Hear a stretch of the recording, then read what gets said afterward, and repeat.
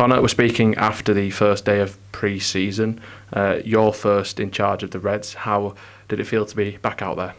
Really, really good. Delighted to be back. There's been a lot of work over the course of pre-season around the building, with the staff and how I wanted to look, which has been really, really good and positive. So good to get the work underway now in terms of on the grass, and the lads look well today. Yeah, as you touched on there, the lads obviously back today.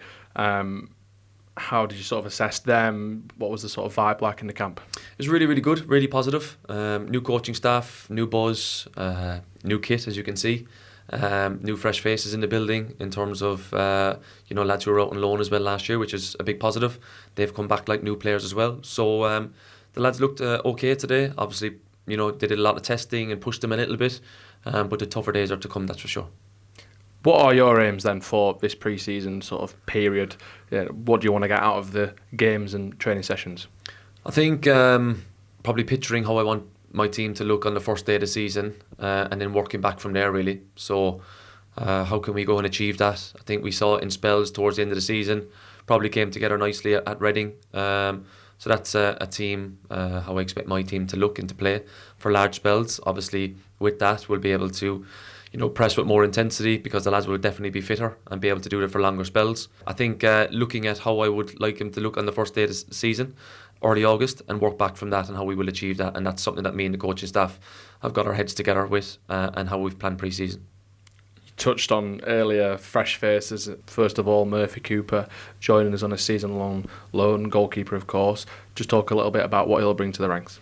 Well, look, I think last year obviously our goalkeeping department was a little bit messy, and I was really, really big on getting a number one in where he knows the league, he knows the level, and a really good positive season last year. I'm making a big thing with the defenders and with the goalkeeping unit on terms of clean sheets, and he had a number of them last year with Stevenage. So we had a really positive season from that point of view, and we're delighted to get him on board. He's been brilliant in terms of the conversations I've had with him. Everyone I've spoken to speaks very highly of him in terms of his ability and off the pitch as well, and he brings that kind of buzz around in terms of his personality in the changing room, which is going to be really good for the lads. You touched on there mentioning his ability not just on the pitch but off the pitch. Since we've announced the news, we've seen a lot of praise from Stevenage fans and QPR fans. Is that a big part of what you want to build here, the culture of the place?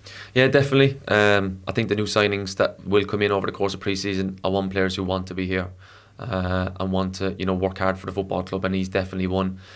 He's buzzing to be here. He's thanked me on a few occasions. He's delighted with the move. I'm delighted to have him here. I know he wants to do the utmost to impress over the course of the season, and we have some really, really good conversations in terms of before he's come in, and he's just delighted to be here. And I want more people in the building like that, the better, because it creates a good culture around the place. To want to be here and want to do well for the football club. And the coaching staff knew, of course, you brought in Richard Keogh as your assistant. Tom Harbin's been promoted to first-team coach. Ed Davies, of course, joining the first-team coaching staff. And Scott Flinders, who've announced recently as well, new goalkeeping coach. First of all, on Scott, what he brings, and been at the club before, hasn't he, of course? Yeah, I know Scott from a little bit, obviously, when I did the 16s a couple of years ago now. Very detailed with his work, hungry for coaching, hungry to improve and get on the coaching ladder. And I'm all for giving people opportunity. The staff in general are really hungry for success, really hungry to be here again and to achieve something with the football club. So I think he'll be a vital part of the coaching staff, and his knowledge as well, and his hunger to develop goalkeepers with the kind of age group of goalkeepers that we have. They're a younger crop, and they'll need someone to drive them every single day and develop them, and he'll certainly be doing that. With each appointment throughout the summer, you've discussed what each person will bring and their strengths. How has that all come together then on the first day? Of course, still early days, but you've done a bit of planning, as you mentioned, and sort of been on the grass today.